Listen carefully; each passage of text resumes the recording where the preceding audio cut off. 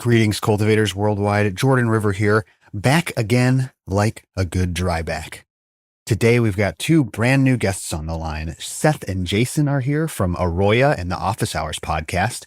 Very excited to talk to these two. They were nice enough to send me a kit, and I heard their show, heard that they had some great education to offer, so I thought I'd bring them on Growcast for a nice appearance. I know you're going to love today's episode. We get into a lot of different stuff. Before we get into that, though, shout out to AC Infinity. We got some changes over at AC Infinity that I got to talk to you guys about. Code Growcast15. Now, historically, that's gotten you a different discount depending on what you're buying.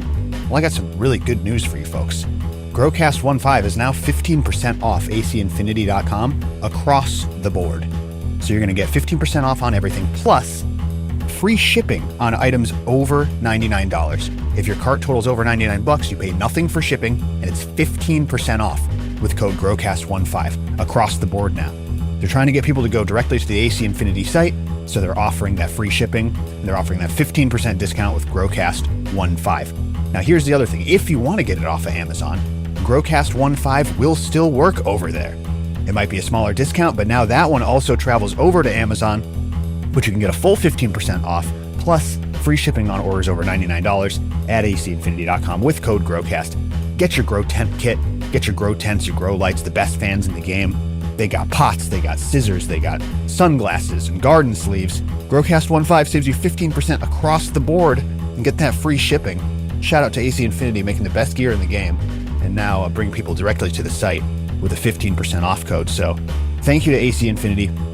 Enjoy that code, guys. That's 15% off across the board. Growcast15 at acinfinity.com. It's time to go re-up, go grab another tent, and get that free shipping, get that 15% off. Thank you to AC Infinity. All right, everyone, let's get into it with Jason and Seth. Thanks for listening. Enjoy the show.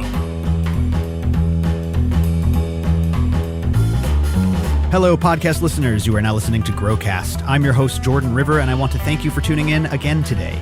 Before we get started, as always, I urge you to share this show. Send Growcast to a friend. Send this show to a grower, or turn a smoker onto growing. It's the best thing to do to help us on our mission of overgrow. Make sure you're subscribed, growcastpodcast.com. That's where you can find all the things, the membership, the seeds, the classes. It's all there. And a special thank you to the members who make this whole thing possible. Today, we are back on the line with a couple of new guests. Very excited to speak to Jason and Seth from Arroyo today. I just got my hands on an Arroyo kit. We're going to talk all things monitoring, different medium types. We're going to talk about EC and pH, all the fun stuff. But let me introduce my first-time guests. Seth and Jason are both here. What's up, guys? Thank you for coming on the show. Thanks for having us. Jordan, it's great to be on here. Definitely listened to your show for a few years. I appreciate it. I love what you guys are doing. I got my Arroyo Go kit. This thing is awesome, and it provides a lot of insights into my grow. So I had to reach out to you guys and see how we could collab on some content. Arroyo.io is the website. You guys also have a podcast, Office Hours Live. You do a lot of good Instagram content. I recommend to follow over there to all the folks who are listening. Some good clips that I see coming out of that Instagram account. But for the listeners, why don't you guys talk about your background, your intro into cultivation, and then what brought you to Arroyo and the show?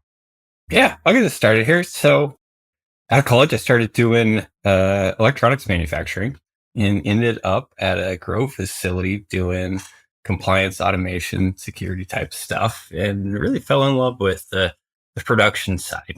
And been a hobby farmer for quite a few years now, and ended up just really getting deep into using technology to better understand plant biology.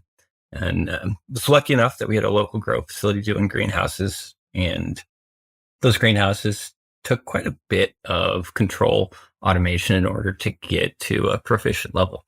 We're up here in the Northwest where climate is variable. You can have cold mornings with hot, medium days, and being able to set up dynamic parameters for that was one of the things that brought me in love with cultivating. And obviously, as I was using sensors to dive deep into proficiency of growing, I stumbled upon the Terras 12. At the time, it was the GS3 sensor. Started working with the Meter Group, which ironically was a local company as well, and got on board with them, proposed the Arroyo project, and then did about 2 years of travel research developing what Arroyo would be today. I think the rest is history. If you know the background on the company, we've obviously spent the last 6 years now helping cannabis growers specifically, as well as traditional ag growers, utilize sensor technology. So looking at what's going on in the substrate, what's going on in the environment. And I think today we're getting close to 1,000 clients with over 50,000 sensors in the field on just Aurora itself. And That's amazing. so it's been a great journey, and I think we're just going to keep pushing the bar higher and higher as far as the potential of the genetics that are available. So cool. So kind of born out of the meter group, and you're right along with the formation of Arroyo. What about you, Seth? Where did you come into the picture? I moved to the Northwest back in 2010, and I actually worked in plant breeding for about 6 years with a private company, and then with University of Idaho, actually, for a few years, managing research greenhouses, research plots, and working with plant breeders to breed many varieties of peas, garbanzo beans, wheat, and triticale. That's cool. So a little different path than some of us get into it. Yeah. I went back to school for horticulture, looking for a career, going down the plant breeding path. And then I actually ended up working at the same farm that Jason worked at, albeit on a little later timeline, because, while I was going back to school, the greenhouse operation popped up. I knew a few people who worked there, and I had the opportunity to do an internship out there, and then just decided to stay on for a few years afterward. While I was working for the university doing extension studies on wheat, just basic agronomy stuff, looking at like protein content and things, we actually spent a lot of time deploying and using meter group remote sensing technology to figure out climate conditions, microclimates across the area we live on called the Palouse, which has rolling hills. So there's a lot of fun things to look at there.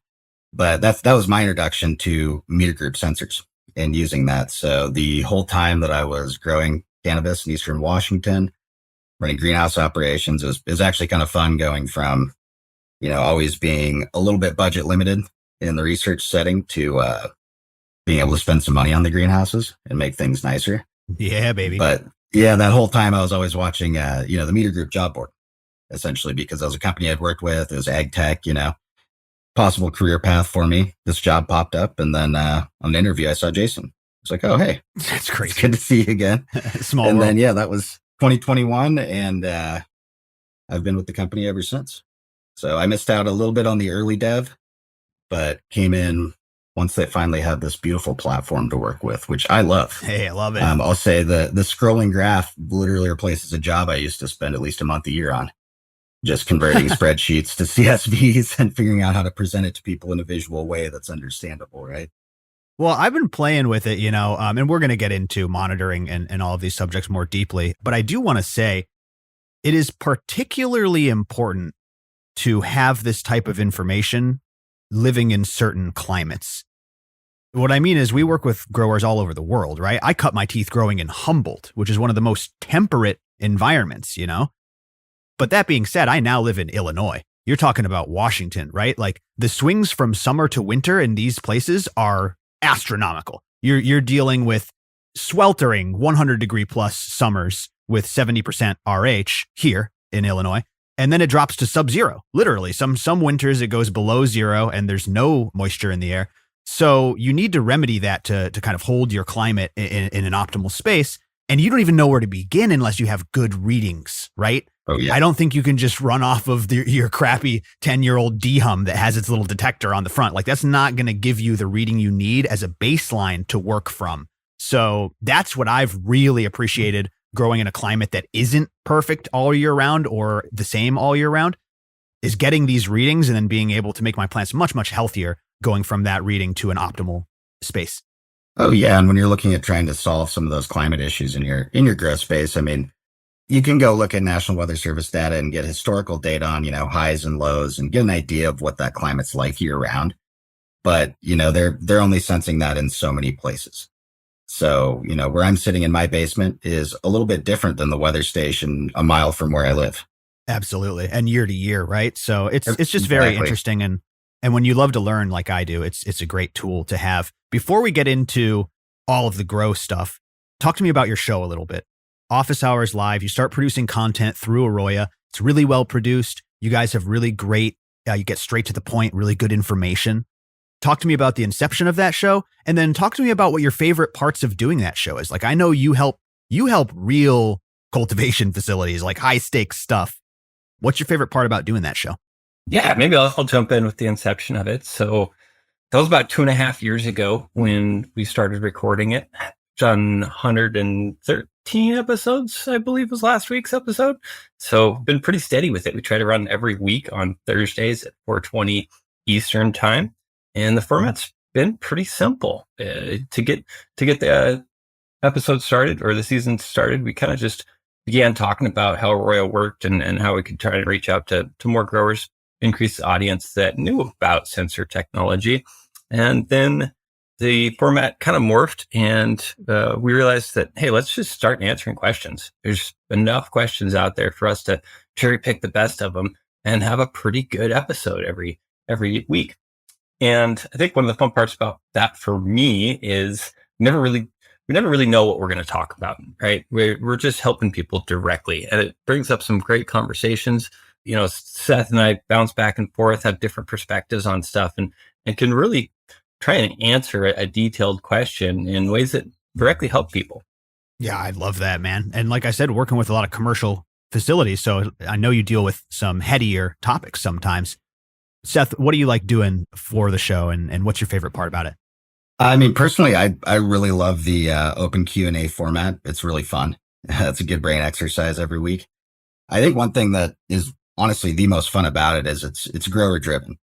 So, you know, as fun and creative as it is to like produce content that's really well organized and stuff, which, you know, maybe we'll do someday. I like the format where people come to us with real problems that they're experiencing and we can help them solve them. You know, we can get a little heady from time to time for sure, but our focus is always trying to bring it back into a scope that's easily understandable and applicable. You know, we can go super deep on plant science, but as growers, we're all limited to like the levers we can actually pull in our environment, irrigation setup, how we're growing our plants. So I think it's really fun to help people wade through kind of the big swamp of all the growing information that's out there, not only for cannabis, but for any other crop, and kind of pick out the things that are actually useful. Oh, so true. For cannabis growers. Yeah, it's really easy to go down these roads, you know, and just get really focused on one little thing that sometimes you can't even change in your grow. I like that. I like that perspective a lot. Similar to what we do here, like trying to meet people where they are and help them figure out their way of growing. Mm-hmm. Speaking of their way of growing, let's get into the meat of this interview. I wanted to talk to you guys about growing mediums, basically. This is where I wanted to start this conversation. You have a wealth of knowledge when it comes to nutrient exchange and feeding protocols and scaling up and all of this stuff. But let's start with what the plants grow in. There's a lot of options out there right now. There's a lot of controversy out there right now. Tainted batches of rock wool, you know, issues with cocoa. I don't know if you follow, like Slow Nickel has been reporting on this stuff. Soil, of course, has that issue from time to time. We've all had a bad batch of soil. What do you guys think about the current state of growing mediums for cannabis? Do you find one is optimal for commercial use? How should we think about these different mediums and how they relate to cannabis? It's a fun question. We get this kind of question off ours fairly frequently. And, you know, for me, I just try not to get too complicated about it, right? What are the objectives of my grow? Obviously, here at home, I grow organic. I don't have to do that much labor in order to build a healthy soil and run it year round. It's a great way to use up compost and keep things clean around the house. I didn't know that. When it comes to production, I lean towards the processed media side because, one, it's a little bit cleaner, a little bit easier, predictable on the long term. Run to run, it's hard to maintain the exact health of organic soils. And so I kind of break it down to thinking, all right, I either have rock wool as an option, or I have cocoa, or possibly a cocoa blend, right? Mm-hmm. And, you know, traditionally, cocoa is somewhat more forgiving. So if I have any challenges as far as irrigation getting to perfection or just environmental changes, a lot of times I'll lean towards cocoa. And so for most grow applications, cocoa is a great place to start. It has good water holding capacity. And as you talked about, sometimes there is issues with supply, and that's been getting better and better over the years. However, it still does pop up. When I'm looking at rock wool, if I have a high-tech facility and I don't have as many concerns about dropping the ball on a perfect environment in the red zone, it's nice that rock wool is so very clean. It's a pretty lightweight media, and it is a little bit more steerable. And when I say that, I'm talking about the reactivity of a substrate. And what's happening is when we think about cation exchange capacity, which is the substrate's ability to hang on to cations and anions, rock wool is very, very low cation exchange capacity. So if we change our nutrient supply, our fertigation, it changes very, very quickly. And that can be helpful with crop steering when you get to the ragged edge of pushing it really hard. The downside there is if you do make a mistake, that rock wool is not going to buffer it very well for you. I had to get kind of a laugh there when you talked about tainted batches of rock wool because, yes, it's happened. I think it was back in 2018 where one of the most notorious manufacturers of rock wool actually brought over some manufacturing into North America because they were traditionally out of Europe and they were starting to see rock wool really take off with cannabis. And so they wanted to localize some of that production. That caused a pretty serious headache for quite a few growers out there. So wow. we always talk about, checking your media, especially with cocoa before you start growing. Do some runoff tests, just kind of get your head around any new batch or any new brand that you're trying to utilize. There's a lot that I like there, Jason. First of all, I like that you employ two different styles, one at home and one at scale. That means you're intellectually honest, you know what I mean, to some degree about like what you think works optimally. I think that's really cool that you get to learn from both of those sides. I liked what you said about substrate reactivity. That's a great phrase because I think one of the differences, like you said, is kind of that interaction with the medium. So soil is like, has that quote buffer, as people say, or it's more forgiving. And that's because of that reactivity, right? When you talk about the difference between cocoa and rock wool, you're talking about how cocoa has the tendency to grab on to certain minerals and rock wool does not. So you're saying that certain substrates are easier to crop steer in and change those parameters. Is that a correct interpretation? Yeah, that's exactly right. I want to jump in here for a second, Jason. Please. Just highlight something just so people aren't confused. When we are talking about cation exchange capacity, whether it's rock wool, cocoa, peat moss, anything we consider a soilless growing medium, typically, unless you've mixed in different particle sizes, things like clay and a lot of other amendments, we're not going to see a high cation exchange capacity in any kind of commercial media we're using. So even though cocoa will hold on to some nutrients, it's still not the same as if you have a soil bed that you've built over time and actually has some mineral component. And that goes along with buffering agents, adding things like calcium carbonate to your media to help with pH or gypsum. There's, some options there, but I just want to highlight like the difference between rock wool and cocoa in application, at least in terms of like what a plant's root could feel, is very, very minimal until we get down to low water contents. Oh, that's fascinating. So the more saturated it is, the less difference. That makes perfect sense to me. Yeah. And what we're looking for as a hydroponic grower, which is, almost all commercial production is at this point, is to control the nutrient solution in the root zone as much as we possibly can, while maintaining an efficient growing system. But the idea is we have the control. We're not putting things like, again, calcium carbonate, gypsum, or anything to buffer in there because we're irrigating every day. We have the opportunity to keep that nutrient solution fresh and hold it at a pH and EC that we want to see it at. Got it. And as a more hands-off grower, this type of stuff fascinates me. So I'm going to go throw you guys a curveball and kind of go a different direction. Can we talk about that crop steering, adjusting the parameters based on what part of the cycle the plant is in? I want to ask you guys what common crop steering practices look like, whether it's drybacks at a certain time or changing nutrient ratios, and what you think of them. If the juice is worth the squeeze when you're going to a home grower or someone at scale and say, hey, change things up to try to steer your crop in a certain direction. What does that look like? Yeah. I think the first, go ahead, Jason. No, you're good, man. you hit the mic first. Okay. I was going to say, I think one thing, Jason and I both tell people a lot is that no matter how you're growing, you're steering your plants a certain direction. Mm-hmm. Plants respond to inputs that we give them, whether they're environmental, irrigation, just in terms of putting water on, nutrient content, pH, all of these things influence how a plant grows, including the climate in your grow room.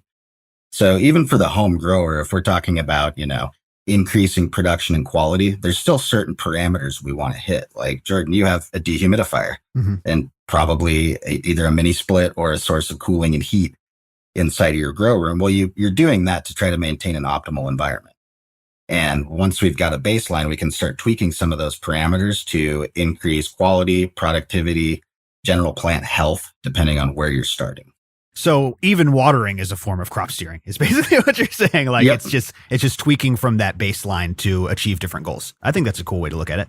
Yeah. And I think a lot of us, some of the frustration comes from, at least for me, for instance, even when I started in commercial production growing in 3 and 3.5 gallon pots, we didn't have much of a problem with quality because we were watering it the same way I would in my basement in a 3-gallon pot. Hit it in the morning to run off, maybe let it dry down for 2 days. A lot during the first few weeks. But the problem was once we blew that up to 5,000 square foot canopy greenhouse, we just couldn't hit the numbers or keep up with the labor demands on that level. It doesn't scale the same. And that's why people lose quality at scale.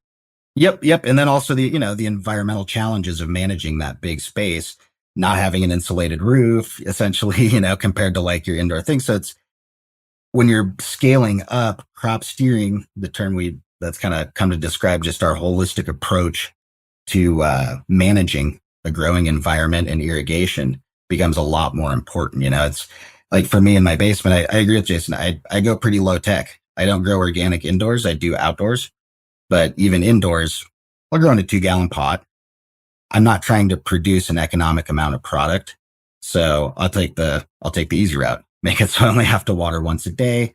Maybe I only get 2 pounds of light or something like that with minimal CO2 input, but I don't need more than that. So my approach is going to be different goals and focused.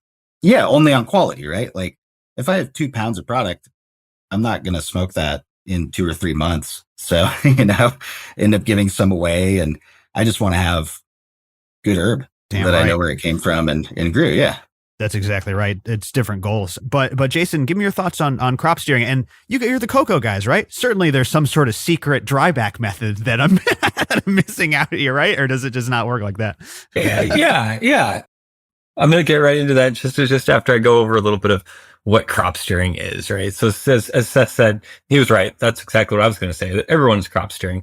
A lot of times we're just not necessarily doing it intentionally. And to break it down simply, when people start thinking about doing crop steering intentionally, they're modifying specific parameters at a different part in the plant life cycle to trigger a physiological response from the plant. And traditional agriculture has been doing this for many decades now. And when you ask whether the juice is worth the squeeze, it just depends if you want more better juice, then it is worth the squeeze, right? A lot of times it's pretty simple, and it doesn't take necessarily a lot of modification in irrigation or environment to actually see some pretty impressive increase in results, right? So if we take let's say we didn't crop steer, right? We just said everyone is crop steering, but let's say we didn't make any changes. That means maybe our environment is exactly the same every day through the cycle. Our irrigation and fertigation properties are exactly the same from day 1 of flower to the end of week 8 or week 9. Right. And that would be, that's a fine approach. It's simple. Obviously, cannabis is a very robust plant. So you can, it's depending on the strain, you get some pretty decent results that way.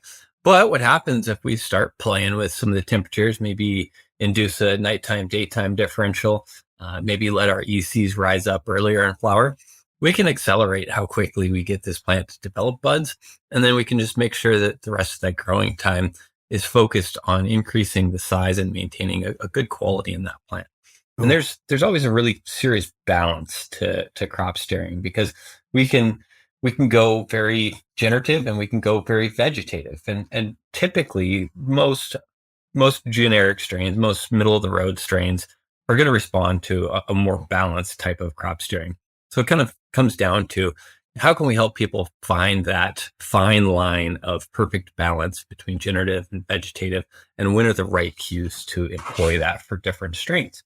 Oof, well spoken, Jason. Can you dig down? I hate to cut you off in the middle of a good rant, but can you dig down on the one thing you just said, which is daytime, nighttime differential? Tell us what we can achieve by expanding that swing or what it does. Yeah, absolutely. So, One of the things that we always like to think about is temperature affecting photosynthetic rate. Anytime that we push our temperatures down too far, we can decrease the amount of energy available to the plant, decrease the rate that it's growing. However, if we do end up growing in lower temperatures, we can sometimes induce some nice properties in the plant. One being the most popular, obviously, would be production of anthocyanin. That's a protein that's causing the purpling in cannabis. Ironically, it's the purpling that is showing in huckleberries and blueberries and a lot of other types of plants. And in cannabis, broccoli and all that stuff, right? Yeah, exactly. Grapes. And so that's one of the really obvious direct responses from the plant in doing temperatures that are a little bit lower. And what we can do is if we keep our daytime temps up a little bit, then we can make sure we're producing as much plant, helping that plant grow fast, and then decreasing the temperatures at night, especially later in the cycle, to help produce anthocyanin. And there are some other side effects of lower temperatures at night too. Sometimes it can help us increase the density of our buds. Sometimes it can help us produce a little bit cleaner terpene profiles and build a more complex chemotype in the end product. It certainly seems that way, that like low temperature, high quality thing. But I like what you say about the peak versus the valley. I think where a lot of growers go wrong is they're just like, hey, make it cold. Make it this cold in your space at night. But really, it's more about the highest temperature versus the lowest temperature than it is achieving a certain, right? Because you might end up swinging way too far. Is what I'm saying making sense?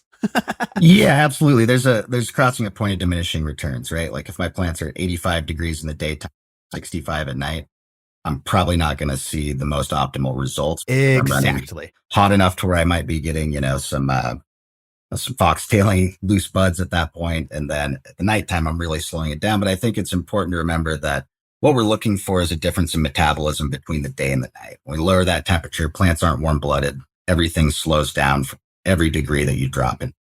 So in the daytime, we're photosynthesizing a lot, producing a lot of bulk. And then the nighttime, when we slow down that metabolism, the plant's not able to essentially respirate as much, burn as much sugar, or produce as much chlorophyll and chloroplast to keep up with that high light and heat input in the daytime.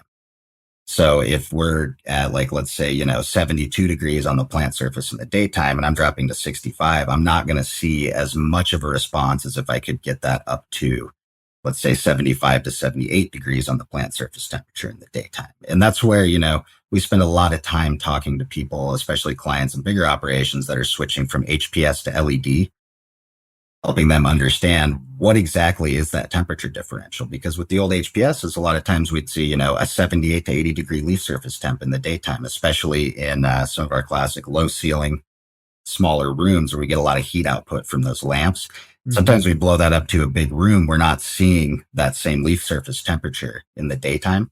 And basically that's because we blew up the grow and then used the same parameters, but didn't try to dial it in for that specific space.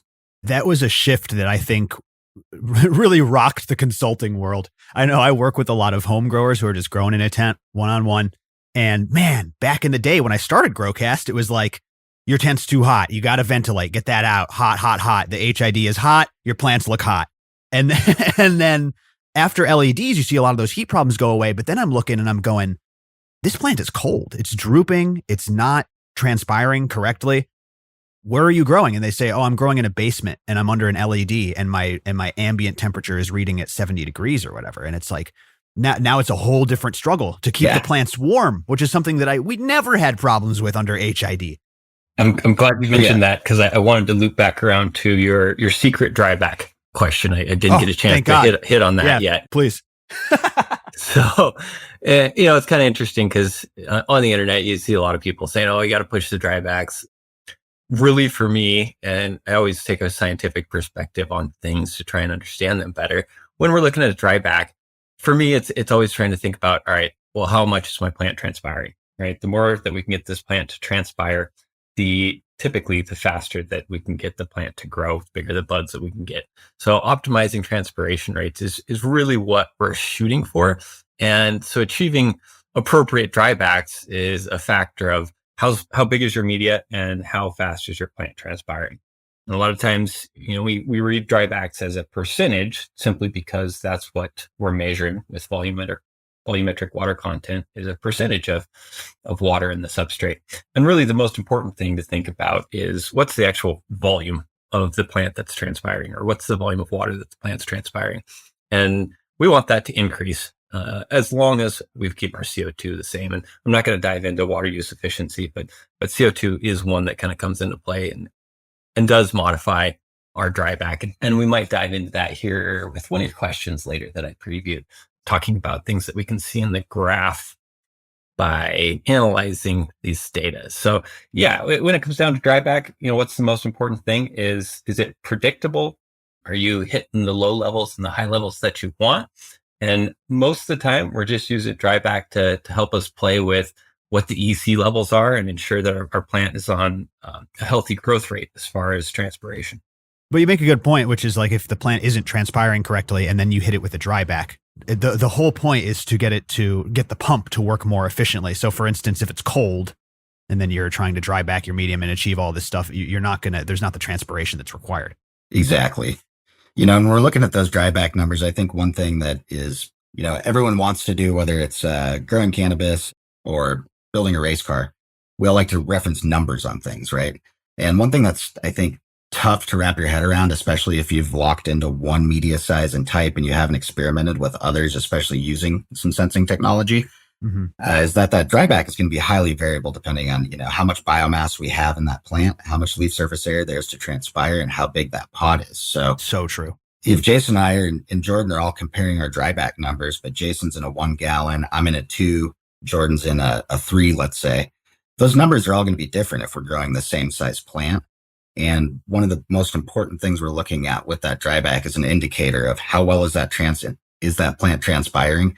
And if we're not seeing enough transpiration, or rather enough volume leave that pot in one day, now we're starting to run the risk of going anaerobic and not maximizing growth potential, right? Because when we put those irrigations on, that's stimulating growth. If we've got a plant that's too small for the pot, well, now I can't irrigate it every day and steer that growth quite as aggressively as I could if I was achieving at least a 10% dryback every day in that same media.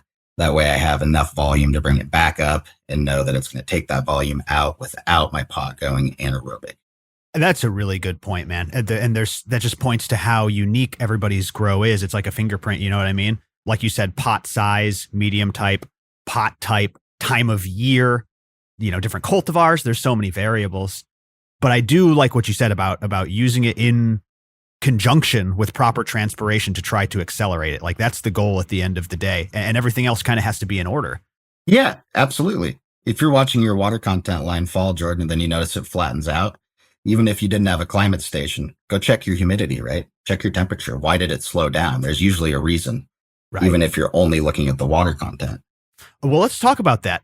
Let's talk about these different metrics because it's so interesting to look at them all on a graph, guys. And I want to thank you again for sending an Arroyo Go kit because it's just been a joy to play with. What are some of the most beneficial things that we can pull from real-time data on your grow like you get from Arroyo?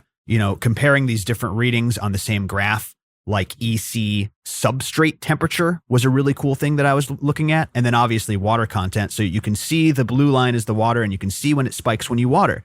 But what's interesting is when you look at the other lines, right? I mean, this probably sounds so like such a layperson, but I'm just now getting into this analytic stuff.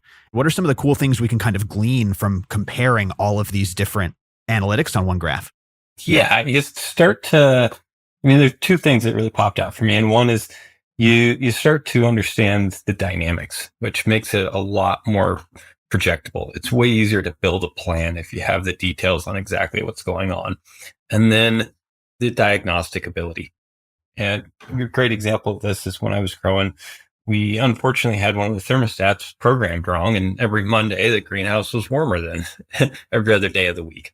And yeah, that might seem like something super obvious. And it becomes extremely obvious when you start looking at data sets that are covering an entire grow cycle or a few grow cycles. And so, yeah, I think most growers can do a reasonable job of hands-on determining what's going on with the plant. And that's a great way to approach, some of the plant biology at first. But when it comes down to scaled growing, commercial production, you got to have something that's watching your equipment as well. And that's where you can start to deploy sensors, get that analytics across multiple areas, start analyzing microclimates, start understanding it. Is there variation in the uniformity of our plants due to what process? And even some of the best growers that we work with, they end up finding, small little tweaks in their systems that they can use to improve it. So whether they're trying to hit the exact number for a specific variable or just trying to make sure that there's better uniformity across their grow, analyzing that data at scope makes it way easier to find those adjustments quickly. Yeah, I think that what you said about microclimates is actually really interesting. I wanna put a pin in that so we can maybe talk about that next. But for me, it's interesting comparing the climate sensor and the substrate sensor all at once to give you an idea of that transpiration, right? Like monitoring EC is a huge game changer for people who are just kind of, watering and praying. But what do you think, Seth, about comparing these different metrics and what you can learn? Two really big aha moments I see most people having when they start using this. Number one is having visibility into that substrate EC and not having to rely on your runoff, because we can do different things with runoff. If I go in with a wand and just hydrate my pots until they run off, I'm not going to get the same kind of sample quality as if I use small shots to approach field capacity over time and then let that runoff run out there. So number one, it's just seeing that, hey, you can accumulate a much higher level of salt in this substrate than you might have thought possible for your plants based on how you had been growing before. And while you're watching this graph, you're also watching healthy plant growth.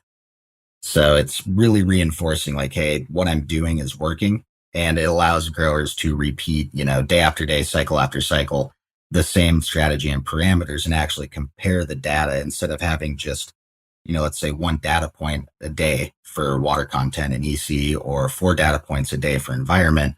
Now I can start comparing, especially VPD and temperature to my dryback rate and see that, hey, everything's, let's say, seems great in the daytime, but now I'm seeing that as I have trouble maintaining my overnight VPD, getting that humidity down, I'm seeing slower transpiration, let's say, and in the last 2 weeks, instance of bud rot, things like that.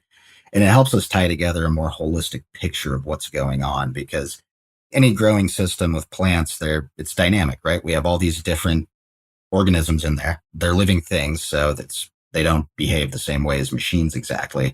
So everything we do is kind of inside of a certain range of averages, right? And we have to use as much data as possible. And the more you can collect, even sometimes things that you may not be focused on now, you can look back in the future and go, hey man, like, and especially with how cyclical all of this is, we're in a commercial grow, the best you're trying to do is run the exact same program every time with small tweaks for different strains. And then even on the home grow, we're cranking out run after run. If you can easily capture that data, you can go back and look at it and analyze it. And for, anyone that's in the production side, it's pretty difficult to take, let's say, your licensed space and say, I'm only going to do research on this. I don't care what the yield data. Now you can sit down and analyze like, hey, between the 2 runs, I thought this happened, but looking at the data, it looks like we had more of an AC issue or, dehumidifier issue than an irrigation issue. Yeah. And multiple people can look at the same graph and have the same understanding instead of, let's say, a manager looking at graph data or CSV data, and then someone on site that just goes and walks the room every day, making sure the plants get watered. They're going to have some different feelings. And this can help put numbers on some of those and say, hey, look, guys, the EC is, we're looking at a 5.0 baseline. Nothing we've read or heard tells us that we should have a deficient or locked out plant. Let's start investigating what else is going on, because that's in a normal range rather than, we have some yellow leaves and burnt tips. Let's flush. And it's like, well, that might do more harm than good if the issue is actually pH related or environmentally related. So true. I think that is absolutely key. Jason, did you have something to add to that? Yeah. When we start looking at the details and the dynamics, and I'm going to bring up a couple anecdotes here. One, we used to just have one of those high-low hygrometers in the greenhouse, and they come in the morning and it would have the low temperature that you saw overnight. And sometimes if that was really low, then we would have to make an adjustment. And that's a really poor approach, because 1, we don't know what caused it to be low. we don't know when it was low, and we don't know for how long it was low. And using time series data, you get all of those answers, and you also get the answers of what else was going on. Is there other related events that give us insight onto what this issue was? And another huge benefit of real-time data is the fact that alerts can be sent from the system. And so when I first started working with clients to understand what their needs were for a product like this, one of my favorite questions was, what's your goal? What's your goal of working with Arroyo in your facility here? And one of our clients kind of surprised me. He says, well, my goal is to take vacation for a week.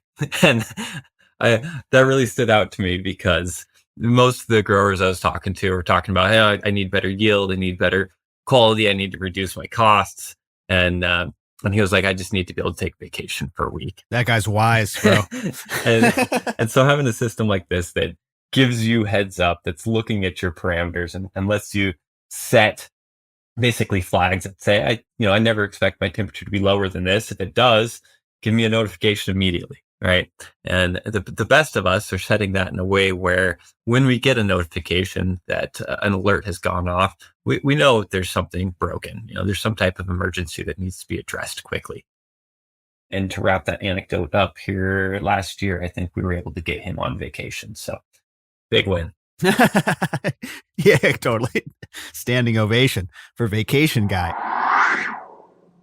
The clone drop is about to go down. We have 2 waves of amazing cultivars straight from Rhizo Rich's garden, and you are not going to want to miss this one. Now, members are going to get first dibs, so what you're going to want to do is go to growcastpodcast.com/membership, sign up and wait for the announcement. We're dropping, like I said, 2 different waves. We've got a bunch of Rhizo Rich cuts in there, Banana Oreo Blizzard, and we've got Key Lime Madness in this clone drop. We've got 2 different double stuffed Oreos phenos that are amazing, plus a bunch of heat from Farmer John's collection like LA Kush and Purple Milk. If you've been waiting to get your hands on some fire clones for an affordable price, members get a huge discount. So you'll save a ton of money just by going to growcastpodcast.com/membership. Jump in membership. You're going to want to be in there anyways. We're doing a grand pheno hunt right now where someone's going to win $1,000 for hunting through a variety of Rich's genetics and finding a unicorn. We're going to do more of those in the future.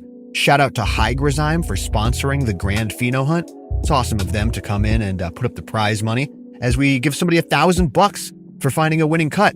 That one's going to be on repeat. Come and join the pheno hunt. Come and get access to all the discounts and the content and a worldwide community of growers connecting with each other. Plus, you'll stay up to date on everything I'm doing. I got a bunch of events coming up. We got St. Louis this weekend. It's Saturday, September 21st. Grow Active Solutions in St. Louis, Missouri. That's going to be awesome all day. We got classes starting at noon.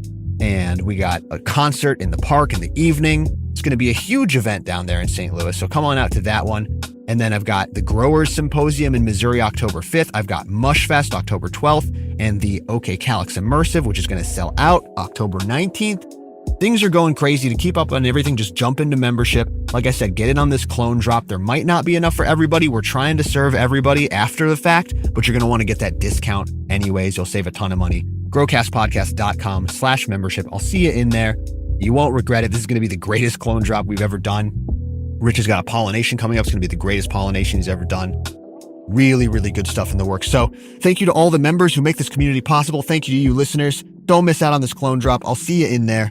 And happy growing these amazing clones, everybody. They are going to be awesome. I'll see you there. growcastpodcast.com/membership.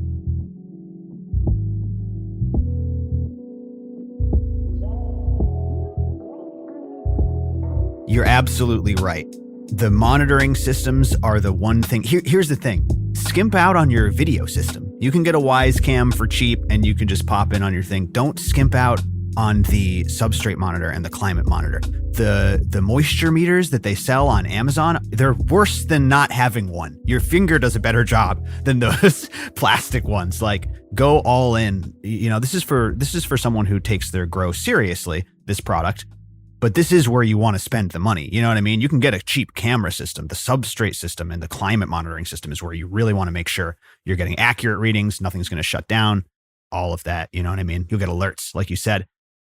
Before we move on to EC, because I do want to talk about that, anything else on water holding capacity or water detection? Or we can just jump right into EC. Well, one thing I want to bring up, Jordan, kind of while we're talking Please. about the sensor there, is that we're kind of in the middle of an ag tech revolution right now. Like back when I was doing agronomic research, going to college, you'd be looking at over $3,000 for a single sensor like this from a variety of companies. The technology is not super old and it's evolved a lot over the last 20 years.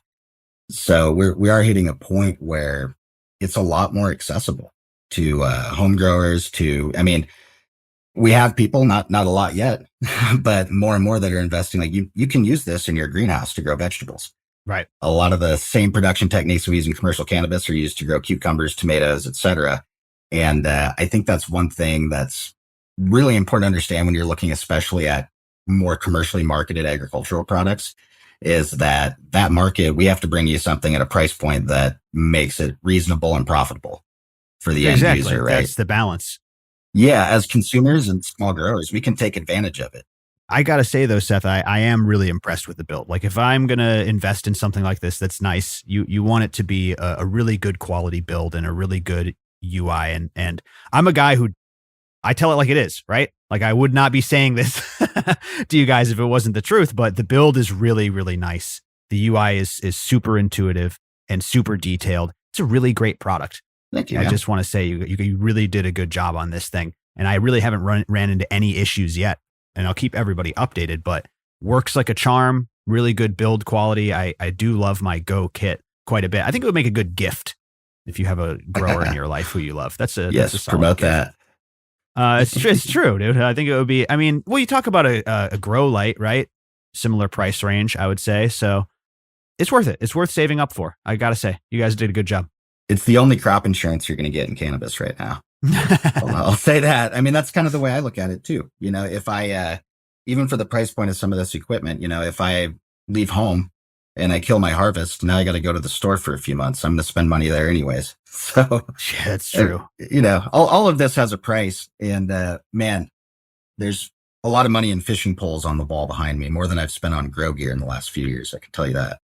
It's definitely worth the price point if you're thinking about it. I like the Go kit a lot. Thank you guys for making a home grow edition. I think that was really smart. Yeah, we want to help everybody out, and I do want to touch a little bit on the tech revolution that Seth was talking about. Kind of wraps around what you were talking about there.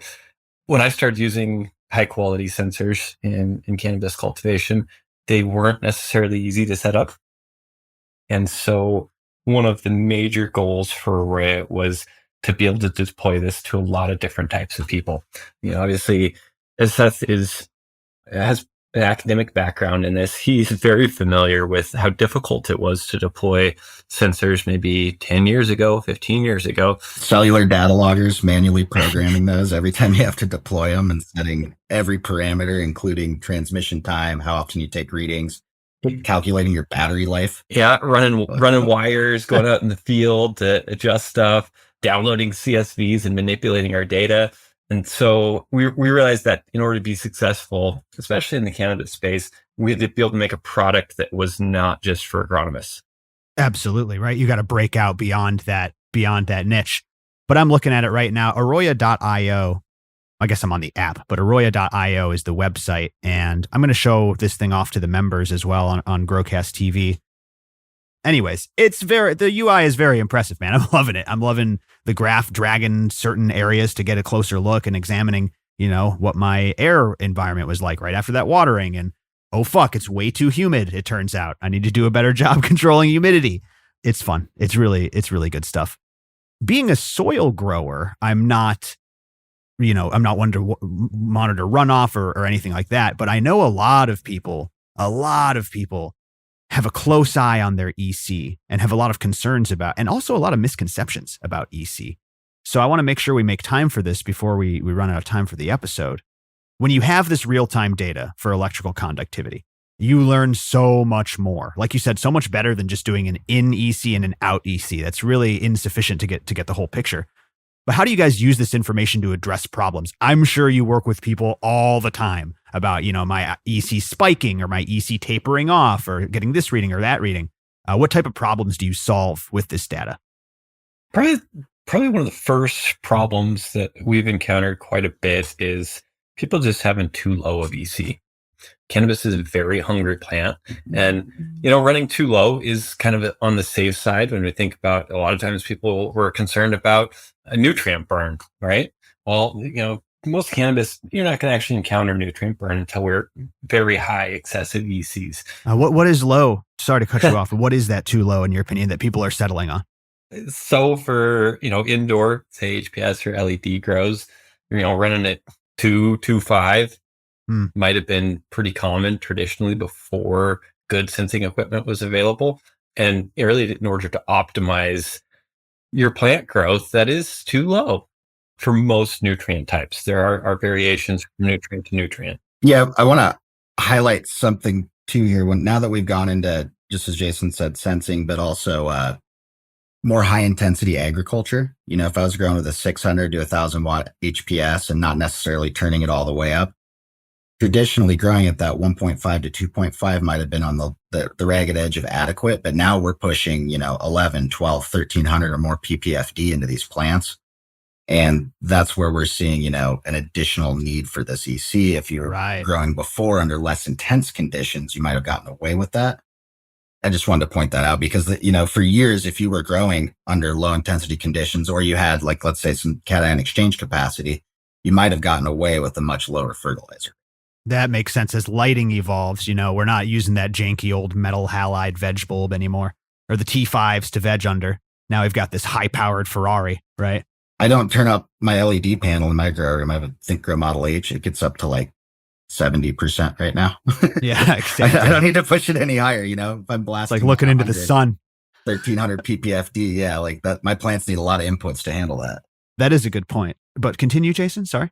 Yeah, and so when we do start to get competitive in a commercial scale, we really have to consider what is our limiting variables. And I talked about it on Office Hours last week, was the law of minimums. And there's some specific publications as far as plants go in regards to making sure that you're not limiting it on nutrients. And that's what's happening in commercial grow. If we see EC levels of 2.0, for example, we're going to be running out of plant nutrition before we're running out of other variables at the facility. And, considering the cost of nutrients, we don't want that to be the limiting factor, right? And what happens is when we're monitoring EC in the substrate, we can also start to push less runoff, right? So we might be able to run a higher EC and actually lose or use less nutrients because we have less losses total overall.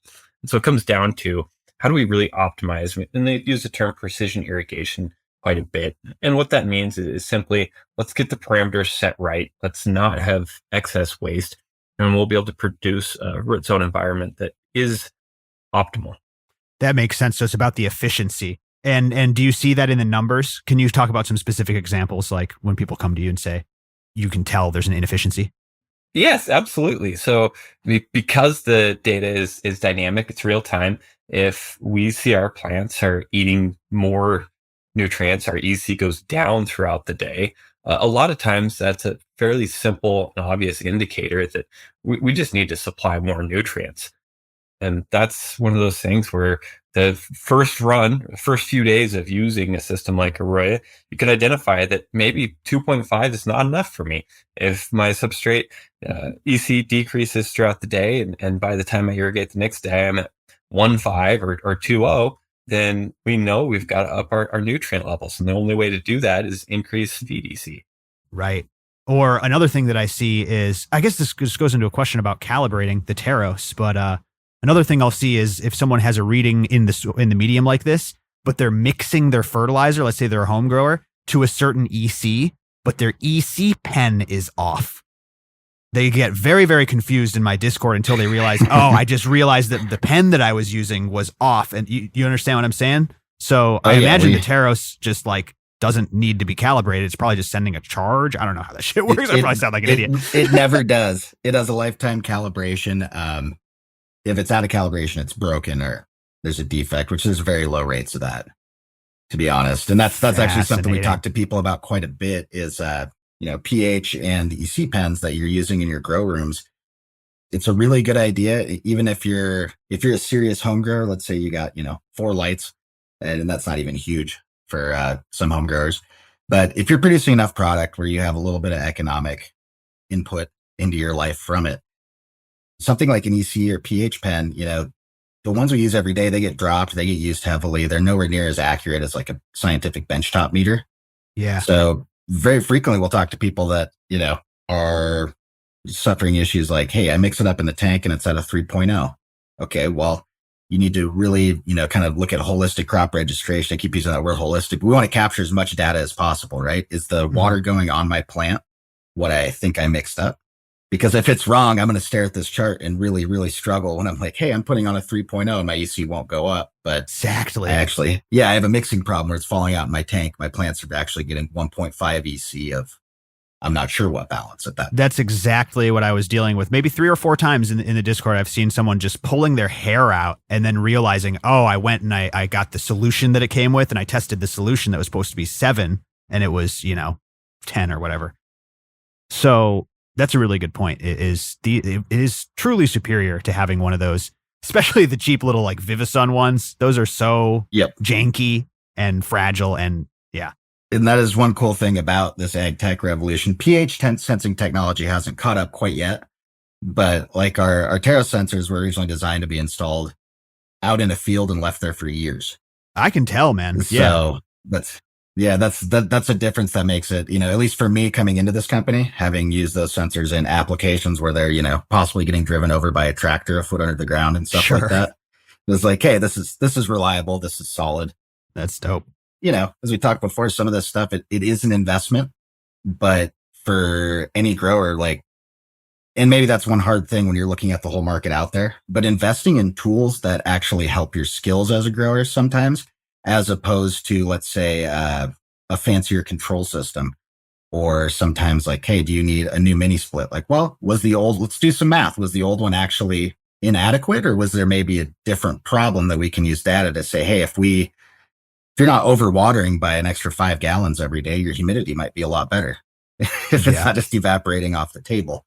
And it's hard to tell that without getting numbers on as many different parameters as possible. And like this EC, for instance, with 24/7, Jason brought up low EC. That usually is the first conversation around EC we have with clients. But then the next one is starting to diagnose plant health issues. Okay, if your EC is in an appropriate range, but we're still seeing what looks like a deficiency issue, let's start checking your input and output pH.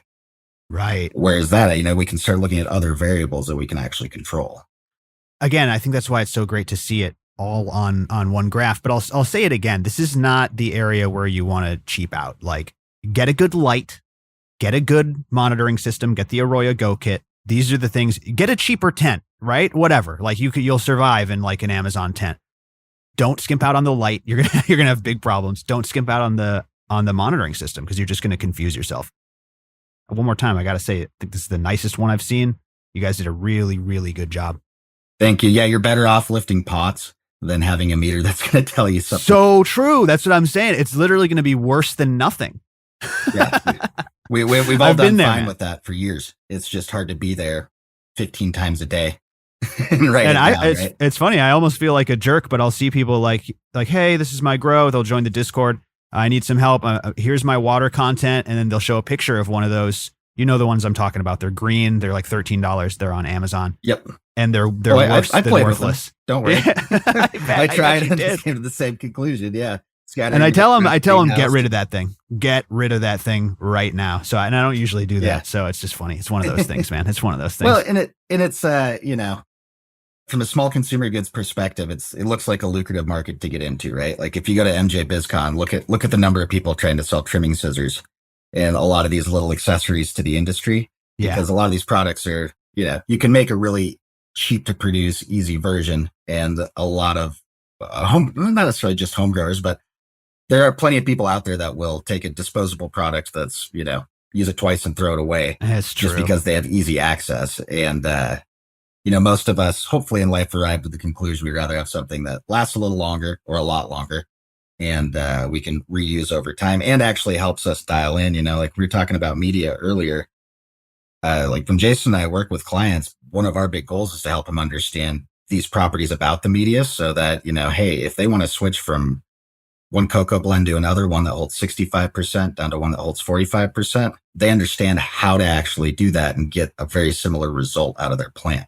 Right. They can be proactive and understand what's going on without having to go, okay, it's going to take us 2 runs to get down the hang of using these 1 gallon pots instead of a 2 gallon. Always with those learning curves, and the more data you have, I mean, I see it when people switch soil. I see it all the time. Yeah. Very good point. Yeah, just do yourself a favor. I mean, I'm like I said, I'm playing around with it right now. I'm loving this thing.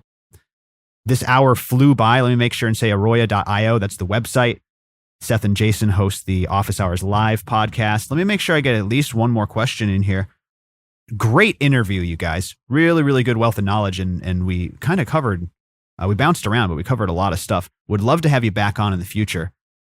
I guess before we wrap it up, I'll jump to this one. Number one piece of advice that you have for my listeners. Let's say, a journeyman cultivator, maybe he's producing well at home as a home grower. Maybe she's on a commercial scale and they're just getting started, but they're looking to take their garden production to the next level. I'd love to hear both of your answers. What's your number one top piece of grow advice? For me, would be learn from traditional agriculture. There's a lot of advancements that have happened in greenhouse production, especially if we look at tomatoes and peppers in Europe. Oh, that's great. They've done a lot of things that does work for cannabis. It's not always directly applicable in the details of things, but for production proficiency, a lot of the labor investments, a lot of the process investments, and even a lot of the agriculture or agronomy investments that they've spent is a wealth of knowledge. And yes, you got to take it for a grain of salt, but you can build your education on traditional ag and apply that to commercial cannabis cultivation. I think that's a great answer. Do you have an example of something that I know that you've both worked in traditional ag, so I'm sure there's 1,000 examples, but one thing that you've pulled over from the traditional ag world into cannabis? I mean, we hit on it earlier, and when you talk about crop steering, that's a technique that tomato growers have been utilizing for 3-4 plus decades. And, it's only kind of just emerging in cannabis now, and how effective it is to optimizing crop output. Tomato steering. I love it. Yeah. With all the watering techniques and everything like that, they get deep into that. Great piece of advice. I agree with Jason. Invest in yourself, invest in knowledge and tools, and don't be closed-minded to thinking that cannabis, because we all agree it's a special plant. It helps a lot of us enjoy it for, both medicinal and recreational reasons. But learning as much as you can about, basic plant science, advanced indoor growing techniques, like just all the technology surrounding it, and being open to the fact that, hey, when you look at the all of the knowledge about plant science, everything we discovered was experimental. Like everything we know about plants, people did experiments. They evaluated, hey, if I add more or less nitrogen, what happens? And we see the results. And that's how all these guidelines were established. So if you get behind the idea, one of the best things you can do for yourself is crop registration, following the education, and start to put those numbers on things and then apply what you're learning to what's going on. Because without repeatability, it's really hard to really refine your technique. When we look at like outdoor ag, one of my best examples is, hey, where I'm at, most of the agronomy work I've done has been on dry land farming. So no irrigation inputs. And what we're looking at is soil moisture content. How deep is that moisture? How much rain did we get this year? And for here, for instance, I might have one field that's at 120 bushels an acre of wheat, and then I'll have one that's at 160. Okay, I can track climatically what was the difference between those two fields, what was the soil moisture content, but I can't control that here. That's all dependent on how much rain we get, up until July. Whereas, hey, if I'm looking at that and I'm starting to understand what, hey, this field, and this is my example, one field had more or less nitrogen, more or less water. Now I can relate that. But now with my indoor controlled grow, I can control all those variables. So they're, logically, I should be able to pull off a run after run that's as close to the same as, my level of insulation from the outside world will allow it to be. Replicatable. Yeah. That's cool. Yeah. The dry farming. Man, it's hard to learn if you're chasing your tail. If you have 10 different things every time. Yeah, absolutely. And you said, You said everything's basically started as an experiment. That's a really cool point. Every run you do is a learning experience. Like don't turn yourself off to that. If as long as you're taking notes and even just take a picture every week compared to the last time you grew that strain, and you can learn something. I think that's probably the hardest thing, is making sure you don't get stuck in a mindset that this is the only way to do it, because there are a bunch of ways to successfully cultivate not only cannabis, but a bunch of different crops. It's just figuring out how to do it in your setting at its maximum potential. That can be a challenge. Yeah. And people, as indoor farmers too, I mean, man, the amount of crops I was able to push through greenhouse in just 4 years is insane compared to the amount of wheat crops I got to work on, or peas. That's 20 years of traditional ag experience that you're packing into just a couple of years. If you've got 3 or 4 crops a year instead of 1, man, that's a lot of learning potential and accelerated learning potential. It's a great way to look at it, man. Continuing to grow as a person as you grow the plants, right? Yep. Listen, guys, this was an amazing episode. I just got to say, you guys are great educators. Really good wide range of topics that we covered. One more time, aroya.io. That's AROYA.io. And check out the Office Hours Live podcast. I know everybody who's listening is going to love tuning into that show. Give them a sub. And any final words before we wrap it up? Anything you want to, well, first of all, where can we find you, and where can people find more of your work? But also anything you want to tease. I want to give you a chance if you want to tease anything for Aroya here at the end. Yeah. My Instagram's _van_Levin_Van Levin. It's kind of just a fun place to check stuff out. I don't do much posting, but you will get links to a lot of people in the industry. As far as what is coming up, we're going to leave that open for launches here at MJ BizCon at the fall. So check us out there if you want more info on what we're releasing. I might just be there to check that out. Check them out at MJ BizCon. Seth, where can people find you? I'm on Instagram at Seth_Baumgartner. Pretty easy to find. Same as Jason. I'm not the biggest poster, but find a lot of connections there. If you go look, we're both on LinkedIn, and you can find our, white background, not a whole lot more exciting YouTube episodes on YouTube. All right. YouTube, Office Hours Live, everybody. It's Aroya, Jason, and Seth. Thank you guys. Once again, really great episode. Appreciate you. And we'll have you back on in the future, 100%. Sounds great. And you listeners, thank you for tuning in today. You can find us at growcastpodcast.com. Make sure you're subscribed if you're just tuning into the show, and check out membership. Tons and tons of fun stuff going on inside membership. That's it for now. I'll see you next time on the next Growcast. This is Seth and Jason and Jordan signing off, wishing you an amazing day. Be safe out there, everybody, and grow smarter. Bye-bye. That's our show. Thank you to Jason. Thank you to Seth for stopping by. Really awesome show. Make sure to check out Office Hours, the Aroya podcast, and see everything they're doing over there. Tell them you liked the show. Send them a DM. Tell them you heard them here. And that's all for today. Thank you, everybody. Growcastpodcast.com is where you need to go. Jump into membership for the clone drop. We've got a bunch of stuff going on in there that you're going to love, and find all the discounts, all of the good info up there. Before we wrap it up, quick shout out to Rooted Leaf Nutrients. Just pulled down my run. Looks incredible because of Rooted Leaf Nutrients. RootedLeaf.com, code GROWCAST for 20% off. The best nutrients around. No need to pH, works in any setup. Hydro soil does not matter. And like I said, I just did a run in Pro Mix with Rooted Leaf, and it was one of the best runs I've ever done. Absolutely loving these no pH carbon-based nutrients. Nick will be back on the show soon. We got some stuff in the works with him as well. I know you guys love hearing from Nick from Rooted Leaf, so stay tuned for that. RootedLeaf.com, code GROWCAST. Supports them, supports us, and supports your garden. Makes your plants shine. Enjoy that Rooted Leaf Nutrients, everybody. All right, that's it for today. I'll see you later. Signing off. Be safe out there, everybody. Love you all. Bye-bye.